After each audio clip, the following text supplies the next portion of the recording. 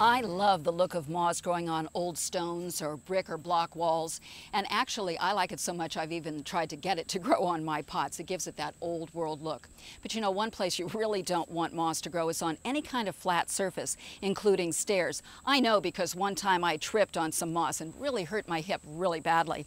But you can see here we've got some moss growing on the side of the step, and here's some growing on this tread as well, and up here. Now there's a really easy way to take care of this, and that is I take a scraper of some sort, like a putty knife, and you can just scrape it off.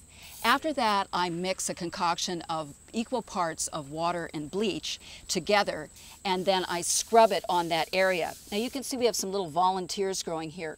You know, whatever this bleach mixture hits, it's going to kill. So that if you don't want it to get killed, make sure you protect that surrounding area as well as your clothing.